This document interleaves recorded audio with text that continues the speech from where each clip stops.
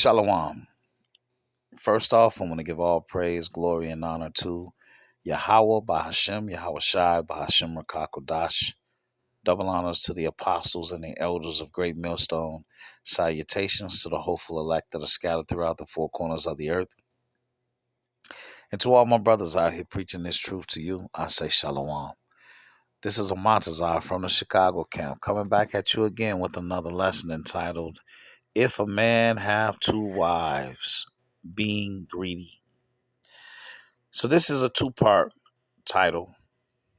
I caught this YouTube short of Shaquille O'Neal teary-eyed, and he was crying. Well, I won't say he's crying. He was a little teary-eyed, and he was regretful, all right, because his wife left him, okay?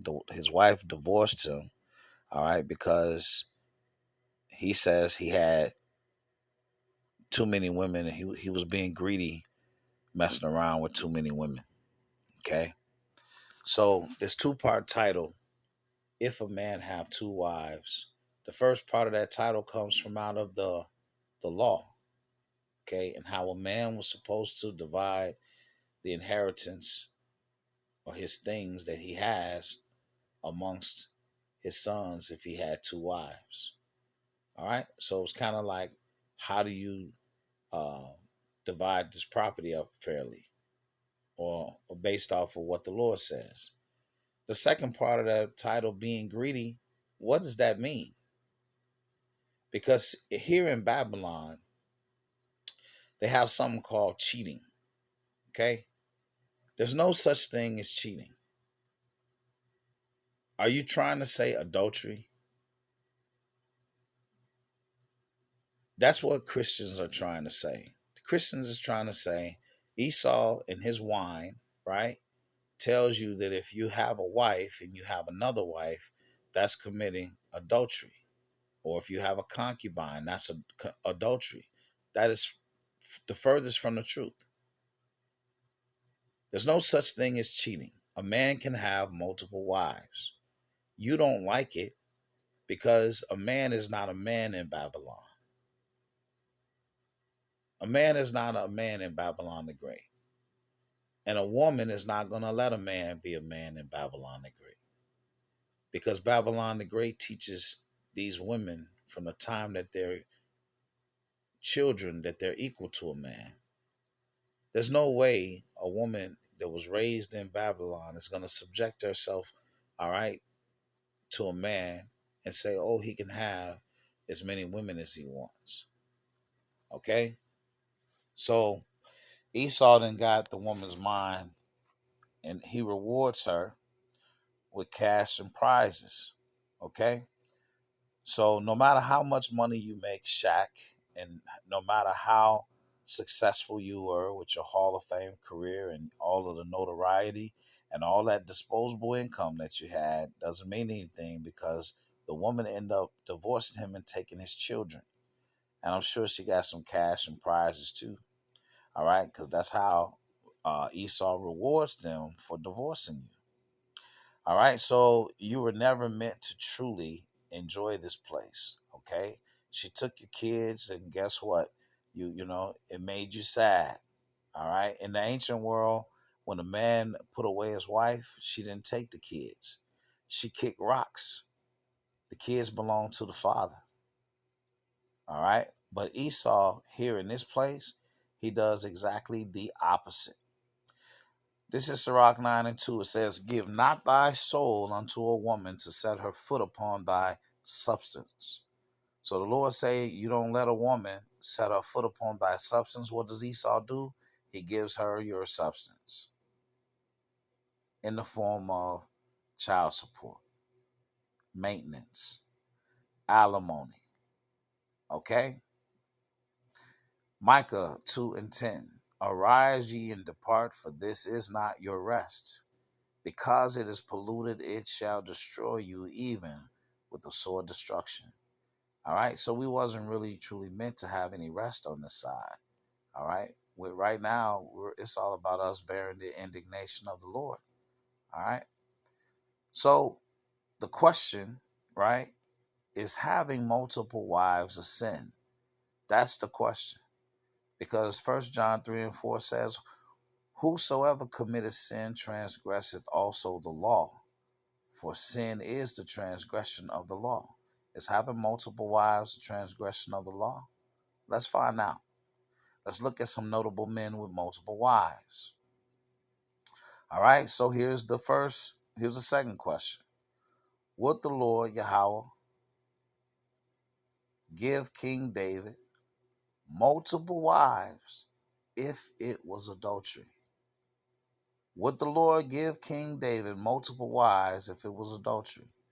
This is 2 Samuel 5 and 12. And David perceived that Yahweh had established him king over Israel, and that he had exalted his kingdom for his people Israel's sake. And David took him more concubines and wives out of Jerusalem. Also, Salakia, after he was come from Hebron, and there were yet sons and daughters born to David. Okay, so David took him more concubines and wives. He already had some already. That's why he took him more.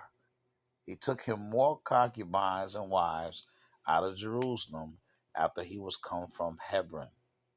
All right. Now, what is a concubine? A concubine is a lesser wife, and that goes into width, and that cubine comes from the word cubicle or bedroom chamber, also going into lying down. So concubine means to lie down with. Yahweh punished, it says, Yahweh punished King David for committing adultery and murder. Okay? So King David had multiple wives already. Okay? His punishment came for committing a sin, transgressing the law.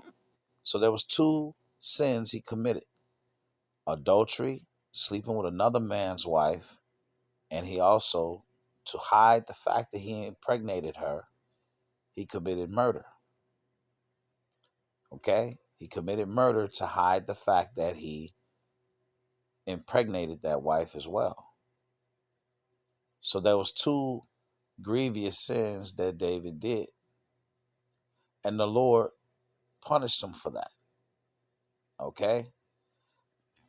So now, let's look at the scripture, and the question was asked earlier.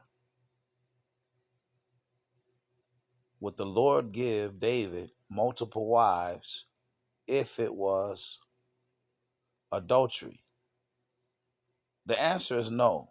And the reason why is because he punished David for committing adultery. This is 2 Samuel 12 and 7. And Nathan said to David, thou art the man. Okay? Thus said the Lord Yahweh power of Israel. I anointed thee king over Israel, and I delivered thee out of the hand of Saul. And I gave thee thy master's house and thy master's wives into thy bosom. I'm going to read that again because Nathan, all right, is repeating what Yahweh said. And Nathan said to David, thou art the man.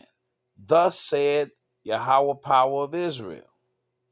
I anointed thee king over Israel, and I delivered thee out of the hand of Saul, and I gave thee thy master's house and thy master's wives into thy bosom. See, the Lord gave King David Saul's wives, multiple wives, and gave thee the house of Israel and of Judah. And if that had been too little, I would moreover have given unto thee such and such things. Wherefore hast thou despised the commandment of Yahweh to do evil in his sight? Thou hast killed Uriah the Hittite with the sword, and hast taken his wife to be thy wife, and hast slain him with the sword of the children of Ammon. So King David committed adultery with Bathsheba, and then he put Uriah on the front line and withdrew from him, so that the heathen the children of Ammon could overtake him and kill him in battle. All right? So it's very clear. The Lord said he gave David his master's wives. He gave him his master's house and his master's wives. All right? So the Lord ain't giving King David multiple wives if it's adultery. All right? That's stupid. 1 Samuel 1:1. Now there was a certain man of Ramathaim Zophim of Mount Ephraim, and his name was Elkanah, the son of Jeroham, the son of Elihu, the son of Tohu, the son of Zoph, an Ephrathite.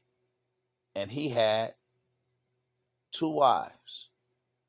The name of the one was Hannah, and the name of the other Peninnah. And Peninnah had children, but Hannah had no children. And this man went up out of his city yearly to do what? To worship and to sacrifice unto Yahweh of hosts in Shiloh. And the two sons of Eli, Hophni and Phinehas, the priest of Yahweh, were there. And when the time was that Elkanah offered, okay, so he was a servant in the house of the Lord. And he gave to Peninnah his wife and to all her sons and her daughters portions. But unto Hannah he gave a worthy portion, for he loved Hannah. But Yahweh has shut up her womb. So here you have a man of the Lord with two wives. You see? This is Judges 8:30. And Gideon had 70 sons of his body begotten, for he had many wives. Okay? Gideon had 70. A score is 20. 70 is 3 times 20. So 60 and 10 is 70. Gideon had 70 sons of his body begotten, for he had many wives. And his concubine that was in Shechem, she also bare him a son, whose name he called Abimelech. All right, so he had 70 wives and a concubine. Abraham also had concubines. Genesis 25:5. And Abraham gave all that he had unto Isaac, but unto the sons of the concubines which Abraham had, Abraham gave gifts and sent them away from Isaac his son, while he yet lived eastward and unto the east country. And these are the days of the years of Abraham's life which he lived, 160 years. So Abraham had concubines. Salakia. All right. So here you see over and over multiple wives, and you see concubines. Okay. All right. So these are lesser wives, and in most cases they were heathen. Okay. Um, so again, multiple wives and concubines. Will there be adultery in the kingdom of heaven? Now, we already know the answer to that, of course, is no. So why Yahweh Shai use a wicked and sinful example of adultery as a parable concerning his kingdom? Think about that for a second. Why would the Lord use an example of something that the Christians believe is adultery, having multiple wives? Because in Matthew 25:1, it says, Then shall the kingdom of heaven be likened unto 10 virgins, which took their lamps and went forth to meet the bridegroom. Okay? So that's 10 women, potential wives, that's about to be married to one person. Now, of course, in this truth, we understand that these 10 virgins represent something deeper. Okay? But on the carnal level, okay, it's talking about what? Multiple wives, 10 virgins and the bridegroom. But the Lord is not going to use some wicked, sinful example, okay, of what some people would consider adultery, all right, as a parable for his kingdom. That makes no sense. Okay, because it's not wicked or sinful and it's not adulterous. A man can have multiple wives. Now let's look at the Lord's instruction on how to divide inheritance among sons if a man had two wives. This comes out of the law, Deuteronomy 21:15. If a man have two wives, one beloved and another hated, and they have borne him children, both the beloved and the hated, and if the firstborn son be hers that was hated, then it shall be, when he maketh his sons to inherit that which he hath, that he may not make the son of the beloved firstborn before the son of the hated, which is indeed the firstborn. But he shall acknowledge the son of the hated for the firstborn by giving him a double portion of all that he hath. For he is the beginning of his strength. The right of the firstborn is his. Okay? So here you have it. Okay? In closing, Deuteronomy, the 21st chapter, the Lord gives instruction on how a man is supposed to divide his inheritance among sons that have multiple what? Mother, two wives. Okay? He said if a man have two wives, one beloved and one hated. So how does he divide it up? The oldest has to get a double portion. All right, so if you have two sons, your land has to be divided into three. Okay? Three equal parts. And the oldest is going to get 2/3. All right? And that younger son is going to get 1/3. All right?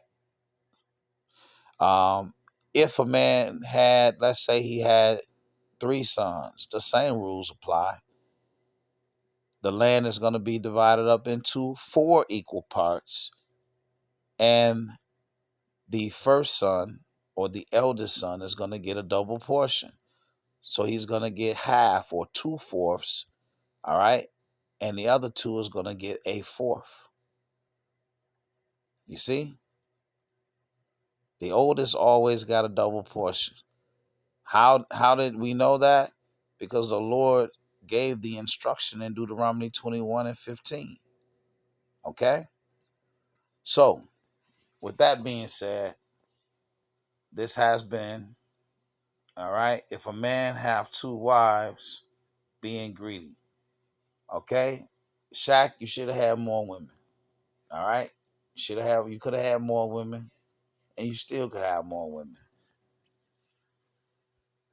Okay? There ain't no such thing as being greedy, brother. That's that wine talking. Got wine, got you crying. I pray that this lesson has been edifying. Until the next one, Shalom.